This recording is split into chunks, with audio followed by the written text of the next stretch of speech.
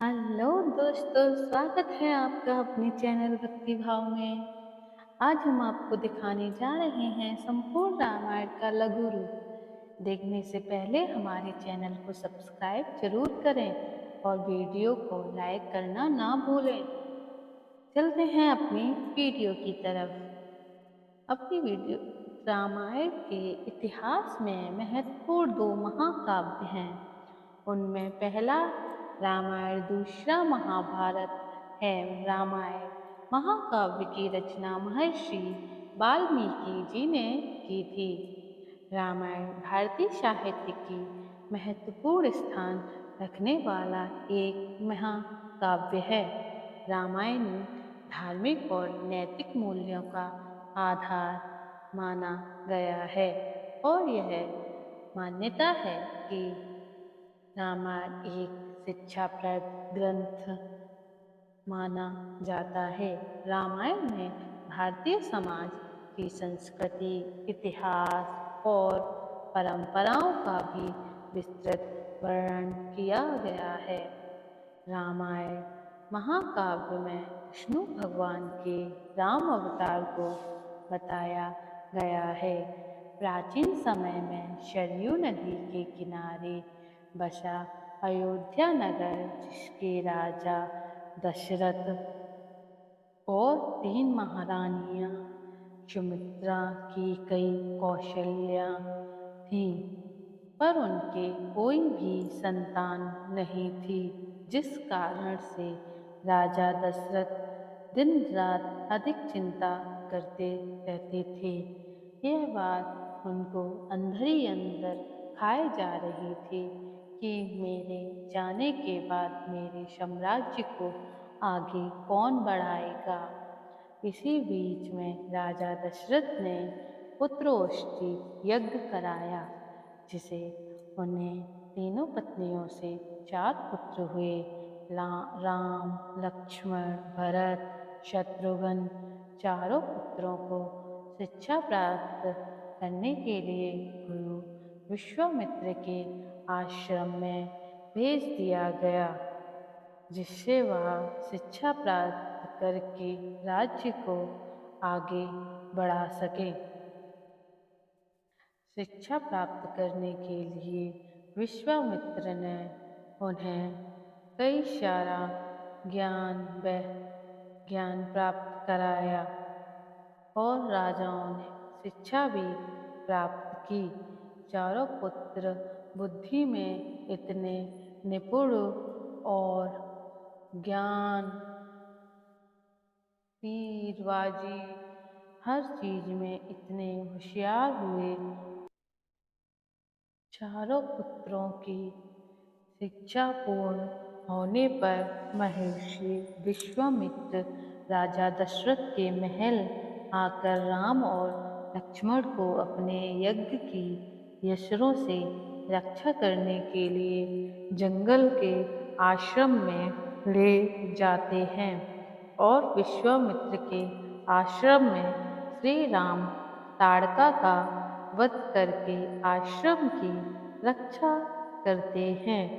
ताड़का वध में के बाद महर्षि विश्वामित्र श्री राम और लक्ष्मण के साथ जनकपुरी की ओर रवाना होते हैं। रास्ते में वे ऋषि गौतम के आश्रम से गुजरते हुए जाते हैं। वहाँ श्री राम अपने पैरों से स्पर्श करके पाषाण में परिवर्तित हो चुकी अहिल्या को श्राप से मुक्त करते हैं। इसके बाद विश्वामित्र श्री राम एवं लक्ष्मण को जनकपुर में सीता स्वयंवर में ले जाते हैं। वहाँ भगवान श्री राम शिव जी का पिनाक धनुष तोड़ देते हैं। शिव दशरथ जी के चारों पुत्रों का विवाह राजा जनक व उनके छोटे भाई कुशध्वज की पुत्रियों से होता है। श्री राम का विवाह सीता से, लक्ष्मण जी का विवाह उर्मिला से, मांडवी का विवाह भरत और शत्रुघ्न का विवाह सुप्रीति से होता है। देवासुर संग्राम में दशरथ का रानी कैकेयी ने साथ दिया था। दशरथ ने 2 वरदान मांगने का वचन दिया था। श्री राम के राज्याभिषेक की तैयारी के दौरान मंथरा के उकसाने पर रानी कैकेयी श्री राम को 14 वर्ष का वनवास और अपने पुत्र भरत को अयोध्या का राजा बनाने का वरदान मांगती है। प्रभु श्री राम अपने पिता दशरथ के वचन को निभाने के लिए अपनी पत्नी सीता और भाई लक्ष्मण के साथ सन्यासियों का भेष धारण करके नियमों के तहत 14 वर्ष के लिए जंगल में चले जाते हैं। प्रभु श्री राम लक्ष्मण और माता सीता को निषाद राज केवट नाव से गंगा पार कराते हैं और श्री राम पारितोषिक देना चाहते हैं तो केवट उनसे कहता है कि जिस तरह मैंने तुम्हें गंगा पार कराया है उसी तरह आप भी मुझे मेरे परिवार को इस भवसागर से पार करा देना। दंडक वन में रावण की बहन शूर्पणखा सुंदर अप्सरा नयनतारा का रूप धरकर कुटिया के बाहर बैठे श्री राम से विवाह करने का कहती है। श्री राम के इनकार करने पर वह लक्ष्मण से जिद करती है। फिर वह माता सीता को मारने के लिए दौड़ती है। यह देखकर लक्ष्मण जी उसकी नाक काट देते हैं। अपनी कटी हुई नाक को लेकर शूर्पणखा अपने भाई दंडकवन के असुर राजा खर और दूसर के पास पहुंचती है। बाद में श्री राम खर और दूसर से युद्ध होता है जिसमें दोनों का श्री राम वध कर देते हैं। खर दूसर के वध का समाचार लेकर शूर्पणखा अपने भाई लंकापति रावण के पास पहुंचकर उन्हें भड़काती है और सीता की सुंदरता की तारीफ भी करती है। इसी के साथ वह कहती है अपनी वनवासी राम की सुंदर पत्नी का हरण करके ले आइए। इसके बाद रावण अपने मामा मारीच को हिरण बनाकर अपहरण की योजना बनाता है। सीता उस सुंदर स्वर्ण हिरण को देखकर उसे लाने के लिए श्री राम से जिद करती है। राम जी उस हिरण के लाने के लिए वन में चले जाते हैं। जब हिरण का भेद खुल जाता है तो राम उसका वध कर देते हैं। बहुत देर तक जब श्री राम भगवान अपनी कुटिया में वापस नहीं लौटते हैं तो सीता माता अपने भाई लक्ष्मण देवर से कहती हैं कि भगवान राम अभी तक नहीं लौटे हैं और उन्हें किसी अनहोनी की आशंका लग रही है। वन में लक्ष्मण श्री राम जी को ढूंढने के लिए निकल जाते हैं पर लक्ष्मण जी एक लक्ष्मण रेखा खींचकर वन में श्री राम को ढूंढने चले जाते हैं।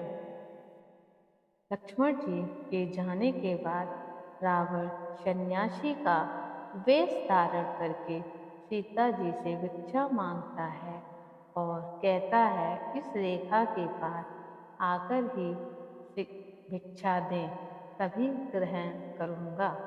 माता सीता यह गलती कर देती हैं और तब रावण अपने असली रूप में आकर अपहरण करके माता सीता को अपने पुष्पक विमान में उठाकर ले जाता है।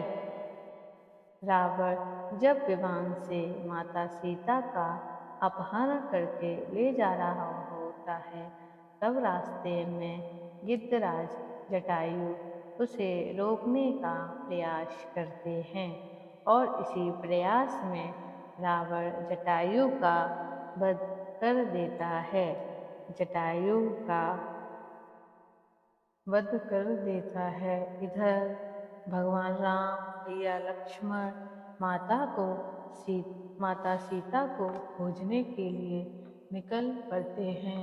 उन्हें माता सीता अपनी कुटिया में जब नहीं दिखाई देती हैं, तो वह पूरे वन में माता सीता का आवाज़ देकर उन्हें बुलाते हैं, पर माता सीता तो वन में होती ही नहीं है।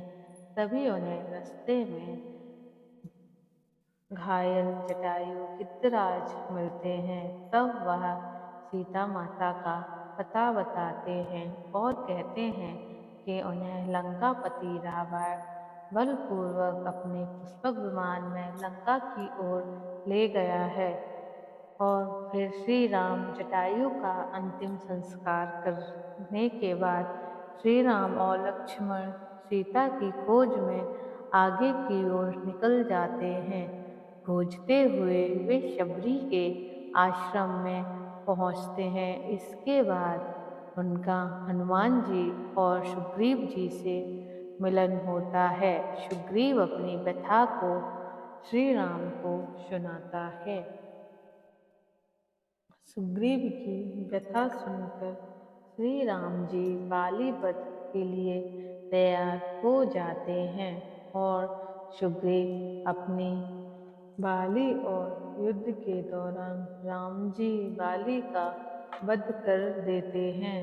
सुग्रीव को किष्किंधा का राजा बना देते हैं। सीता की खोज में जामवंत के कहने पर हनुमान जी को अपनी शक्तियों का आभास होता है और वे समुद्र लांघकर अशोक वाटिका पहुंच जाते हैं। वहां उनकी विभीषण से भेंट होती है। इसके बाद वे माता सीता को श्री राम की अंगूठी देकर श्री राम के बारे में बताते हैं। इसके बाद हनुमान जी को मेघनाथ बंधक बनाकर रावण के समक्ष खड़ा करता है, तो वे रावण को श्री राम के समक्ष समर्पण करने या युद्ध के लिए तैयार रहने के लिए कहता है। यह सुनकर रावण उनकी पूंछ में आग लगवा देता है। हनुमान जी अपनी जलती हुई पूंछ से लंका को जला देते हैं। लंका दहन के बाद हनुमान जी विभीषण से मुलाकात श्री राम से कराते हैं। तब नल और नील की योजना से समुद्र पर सेतु का निर्माण किया जाने लगता है। अंत में श्री राम बाली पुत्र अंगद को रावण की सभा में भेजकर समर्पण करने और शांति का अंतिम प्रस्ताव का संदेश देते हैं। रावण फिर भी नहीं मानता है, तो अंगद अपनी शक्ति का प्रदर्शन करके चेतावनी देकर लौट आता है। इसके बाद राम और रावण का युद्ध होता है। तीसरे दिन के युद्ध में श्री राम का सामना रावण के छोटे भाई कुंभकर्ण से होता है और कुंभकर्ण भी युद्ध में मारा जाता है। कुंभकर्ण और रावण के पुत्रों के मारे जाने के बाद लक्ष्मण मेघनाथ का युद्ध होता है। तब मेघनाथ राम लक्ष्मण को नागपाश में बांध देता है और फिर गरुड़ जी की सहायता से श्री राम लक्ष्मण को नागपाश से मुक्त कराया जाता है।